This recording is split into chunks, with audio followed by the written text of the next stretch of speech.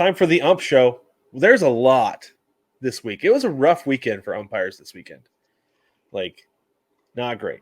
So let's start with Bryce Harper. Brother Harper, as we like to call him. Brother Harper. He got ejected the other day on Friday's game in Denver. So he got called out on strikes.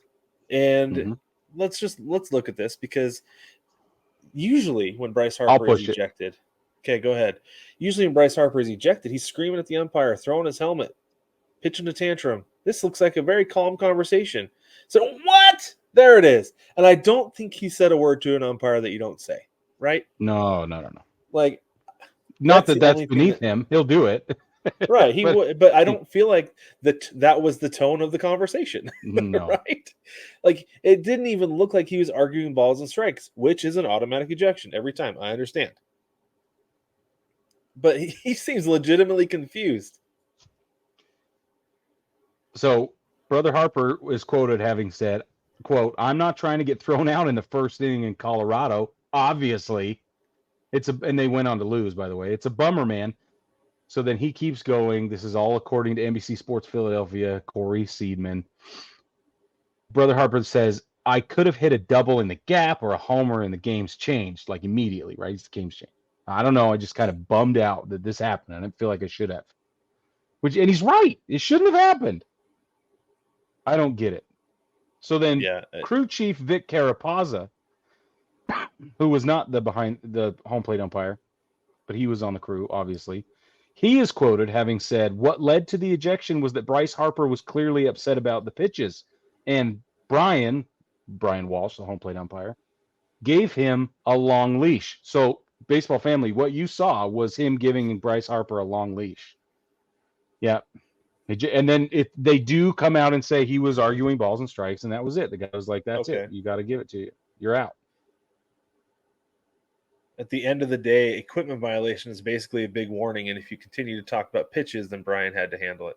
That was the rest of that quote. Like, and he threw his helmet down. Okay, who doesn't? So, right, but I'm just saying, like, contextually, there was also, that's what they mean by the equipment thing. Yeah, lost his helmet, and then continued to talk about it. It's so bizarre, but it's so bizarre that he can't just stand there and like let the umpire know, like, "Hey, I thought it was outside. It looked outside." Like, maybe he was disparaging him. We don't know. We couldn't tell for sure. But that is a very bizarre interaction for him to get thrown out like that. Yeah, right. It doesn't. Am I wrong? Good. You're not wrong. Then the optics are bad, and in a season where the optics could not be worse already, this is not a good look. Like, have some self-awareness, read the room, figure it out. That's what I said. I said figure it out. Well, and maybe give him, and we couldn't see the umpire if he was saying anything to him because his back was to the camera. We couldn't see if he was like, "Okay, you need to stop. You need to stop. I'm going to toss you." Could have.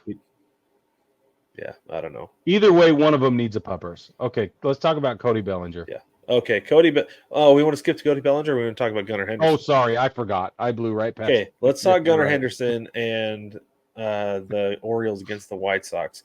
So this happened Thursday night. I think it was either as we were live or just after. Anyway, so there's one out in the ninth inning, the bottom of the ninth inning, and the White Sox have runners on first and second. High pop up, and Gunnar Henderson is playing behind second base. He comes in to make the catch. And as he comes in, you can see here, okay, there's the high pop up.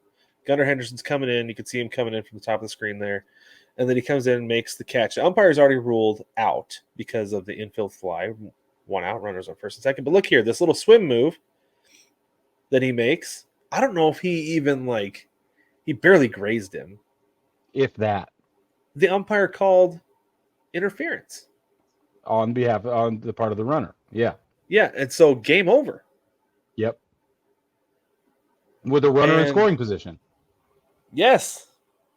And I believe it was a 1-run or 2-run game. It was close. It was a close game. Closer game. Yeah. So this is the thing about this, though. Like, baseball family, Brig and I looked up the rule because we were curious. And this is what it says. It says a runner who is adjudged, To have hindered a fielder who is attempting to make a play on a batted ball is out whether it was intentional or not. And that's one of the things on this. Is not like a lot of people are arguing, from what I've seen over the last few days, that he had his back to Gunnar Henderson. It's like how could he be interfering if he doesn't know that he's there? He had his back to Henderson as he was coming in. So I get that part of it, right? But so he within got the to letter the ball, of the law, it was interference. adjudicated appropriately. Right. Yes, it was. But in reality, come on, he got to that ball with plenty of time to make the play. It was still a routine fly ball. And I don't know. If I'm a White Sox fan, I'm a little salty. Or you just like, that's the way the year's gone. Yeah, right. Yeah. Yeah, it could be. Well, and it just doesn't help. Nobody's winning in this situation. Nobody. Even the Baltimore Orioles, who won the game, they don't want to win that way. That doesn't look good. Right? Well, Gunnar Henderson looks so confused. Like, look at the way he's looking around after this call was made, because he's just like, wait, what? Like, interference? Where? So he pitched a tent right under here. that ball. He what? Like, huh? Yeah, like what? Who interfered? Yeah. Like, yeah, I get it. I'd be the same way, because he was camped under that ball for an hour. For an hour is right. I don't know. It's so bizarre. So, okay, now let's go on to Bellinger. Oh, yeah. This is exciting. Okay. So, Cody Bellinger's on second base. Cubs are playing the Cardinals. Go ahead and push play. I will. Got Sonny Gray on the mound. Pickoff. Bellinger was like a mile off the base. Oh, and right there, he's called out for being outside the base path. Okay. What? Huh? What? Initially, look at this. So initially, Arenado didn't have. I'm pointing at the screen like you can see me doing this. Yeah, so, yeah. Initially, Arenado didn't have the ball. Right there. Yeah. Initially, Arenado didn't have the ball, so Bellinger went to go around him. That's fair. I feel like, right? And should be. But since Arenado didn't have the ball, it's kind of like, okay, that feels like obstruction. But this is why it's not. Again, we looked at the rule. If a fielder is about to receive a thrown ball, and if the ball is in flight directly toward and near enough to the fielder so he must occupy his position to receive the ball, he may be considered in the act of fielding a ball. It is entirely up to the judgment of the umpire as to whether a fielder is in the act of fielding a ball. So because he was trying to field the ball, it's not obstruction. Right. But Bellinger did the thing he was supposed to do and went around him. He wasn't trying to avoid a tag. Arenado didn't have a ball to tag him with yet. Exactly. That's the problem I have with this. Yep. And it's this part where it says it's entirely up to the judgment of the umpire as to whether the fielder is in the act of fielding the ball. Now, we know that that's what was happening. I think that's irrefutable.